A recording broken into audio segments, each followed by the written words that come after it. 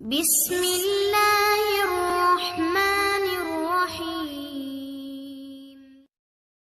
الحمدللہ رب العالمین والصلاة والسلام علی سید المرسلین۔ گزشتہ آیات میں اللہ رب العزت نے یہود کے ایک وہم باطل کی تردید کرتے ہوئے فرمایا کہ یہ لوگ سمجھتے ہیں کہ ہم جنتی ہیں اور نصارہ سمجھتے ہیں کہ ہم جنتی ہیں۔ اللہ رب العزت نے فرمایا تھا کہ قانون نجات اور اصول نجات کا مدار صرف اس بات پر ہے کہ اللہ رب العزت کے احکامات پہ عمل پیرا ہوں، قرآن اور پیغمبر کی صداقت پر ان کا یقین اور ایمان ہو، اس کے بعد یہ اللہ کے احکام پہ عمل کریں، تو یہ اصول اور قانون ہے نجات کا۔ یعنی اللہ فرماتا ہے کہ بلا من اسلم وجہہ للہ وہو محسن، کوئی آدمی یہ مت سمجھے کہ میں یہودی ہوں، میں نصارہ ہوں، یا میں کسی قبیلے اور فرقے سے تعلق رکھتا ہوں تو میں نجات پا لوں گا۔ اللہ رب العزت نے فرمایا تھا کسی قبیلے اور قوم سے تعلق رکھنا یہ نجات کی علامت نہیں ہے، بلکہ نجات کی علامت اس بات میں ہے کہ ایک شخص عقائد کا پابند ہو، قرآن کا اور پیغمبر کی صداقت کا اسے پورا یقین ہو، اور اللہ کی تعلیمات اور پیغمبر کی بتائی ہوئی تعلیمات اور شریعت کے مطابق چلنے والا ہو، تو یہ شخص کامیاب ہے، یہ شخص جنتی ہے۔ پھر اللہ رب العزت نے اب ان آیات میں ان کی باہمی اختلاف کو واضح کرتے ہوئے فرمایا کہ یہ لوگ مسلمانوں کو شکوک و شبہات میں ڈالنے کی کوشش کر رہے ہیں، یہ لوگ دین اسلام کو غلط کہہ رہے ہیں، حالانکہ حقیقت یہ ہے کہ یہ آپس میں بھی ایک دوسرے کو گمراہ اور ایک دوسرے کو رائے راست سے ہٹا ہوا بتلا رہے ہیں۔ یعنی یہود کہا کرتے تھے کہ عیسیٰ علیہ السلام کو انہوں نے خدا کا بیٹا بنا لیا، لہٰذا یہ لوگ دائرہ اسلام سے خارج ہیں،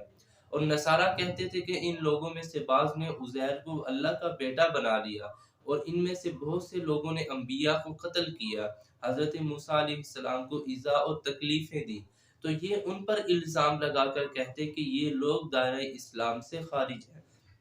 یعنی ایک دوسرے کے اوپر الزام لگاتے اور کہتے کہ ان میں سے کوئی بھی جنتی نہیں ہے۔ اب مشرکین مکہ نے ایک اور طریقہ اختیار کیا، وہ کہتے تھے کہ یہ دونوں گمراہ ہیں اور ہم سیدھے راستے پر ہیں، ہم ملت ابراہیمی پر چلنے والے ہیں۔ یہ یہود اور نصارہ ان دونوں نے ملت ابراہیمی کو مسخ کر دیا اور انہیں تحریف کر کے بدل ڈالا، اور یہ کہا کرتے تھے کہ ہم لوگ سچے ہیں اور ہمارے پیروکار اور ہمارے آباء و اجداد یہ بالکل دین ابراہیمی پر گامزن ہے۔ اللہ رب العزت نے فرمایا کہ وقالت الیہود لیست النصارى علی شیء، کہ ان کا آپس کا معاملہ یہ ہے، اندرونی حالت یہ ہے کہ یہود کہتے ہیں نصارہ کسی مذہب اور دین پر نہیں، ان کا دین کے ساتھ کوئی تعلق نہیں ہے، یعنی یہ لوگ جنتی نہیں ہے۔ وقالت النصارى لیست الیہود علی شیء، اور الٹا نصارہ یہود پر الزام لگاتے کہ انہوں نے عزیر کو اپنا اللہ کا بیٹا بنا لیا، انہوں نے انبیاء کو قتل کیا، انہوں نے سنگین جرم کیے ہیں،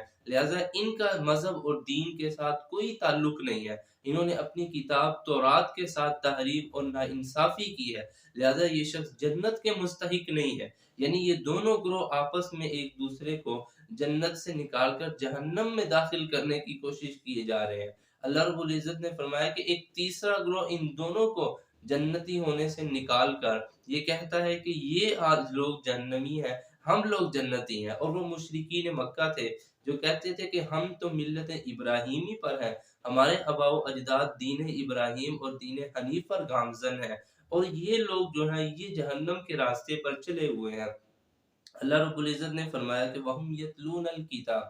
حالانکہ حقیقی بات یہ ہے کہ تورات ان کے پاس ہے، انجیل ان کے پاس ہے، ان کے پاس بھی پیغمبر آ چکے ہیں، ان کے پاس بھی ایک جلیل القدر حضرت عیسیٰ علیہ السلام جیسا پیغمبر آ چکا ہے، ان کے پاس کتاب بھی ہے اور اللہ کے بندے بھی آ چکے ہیں، لیکن یہ دونوں ایک دوسرے کو دائرہ اسلام سے نکال کر، مذہب سے نکال کر جہنم کے راستے پر گامزن کیے ہوئے ہیں۔ اور ایک تیسرا گو اللہ فرماتا ہے اس کی بھی یہی حالت ہے، كَذَلِكَ قَالَ الَّذِينَ لَا يَعْلَمُونَ مِثْلَ قَوْلِهِمْ، اللہ فرماتے ہیں یہ تو ان لوگوں کی حالت تھی جن کو ہم نے کتاب دی ہے، جن کو ہم نے پیغمبر دیا ہے۔ اب وہ لوگ جن کے پاس نہ کتاب آیا نہ ان کے پاس پیغمبر ہے، وہ لوگ ان پر الزام لگاتے ہوئے کہتے ہیں کہ یہ لوگ جاہل ہیں، ہم لوگ ملت ابراہیمی پر چلنے والے ہیں۔ تو اللہ فرماتے ہیں یہ بھی صرف بولی بسری ہوئی باتیں کہتے ہیں، ان کے پاس حقیقی بات اور دلائل اور شواہد نہیں ہے۔ تو اللہ فرماتے ہیں کہ دنیا کے اندر تو اس کا فیصلہ نہیں ہو سکتا،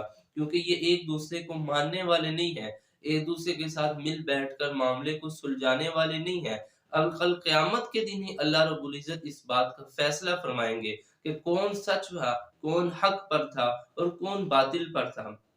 حضرت زبیر رضی اللہ تعالیٰ عنہ فرماتے ہیں کہ میں نے حضور صلی اللہ علیہ وسلم سے پوچھا کہ کیا کل قیامت کے دن بھی ہمارا اور دوسرے فرقوں اور مذاہب کا آپس میں فیصلہ ہوگا؟ تو نبی کریم صلی اللہ علیہ وسلم نے فرمایا ہاں، بہت سی چیزوں میں جس میں دنیا میں فیصلہ نہ ہو سکا، کل قیامت کے دن اللہ کی عدالت میں فیصلہ ہوگا۔ تو اللہ رب العزت نے ان سے یہی بات فرمائی کہ دنیا کے اندر تو تم کر سکتے ہو، اپنی مرضی کر سکتے ہو، اپنی من چاہی زندگی گزار سکتے ہو، ایک دوسرے کو الزام دے کر جہنمی بنا سکتے ہو، فاللہ یحکم بینہم یوم القیامہ، لیکن یاد رکھنا ایک قیامت کا دن آنے والا ہے اور تم بھی اس بات پہ یقین رکھتے ہو کہ ہم نے مرنے کے بعد ایک دن اللہ کے سامنے اللہ کی عدالت میں کھڑے ہو کر جواب دینا ہے، اور تمہیں اس بات کا بخوبی پتہ ہے، تو پھر ڈرو اس بات سے کہ اللہ قیامت کے دن فیصلہ کر دے گا، فیما کانوا فیہ یختلفون، جس معاملے میں، جس دین اور مذہب کے معاملے میں تم اختلاف کیے جا رہے ہو،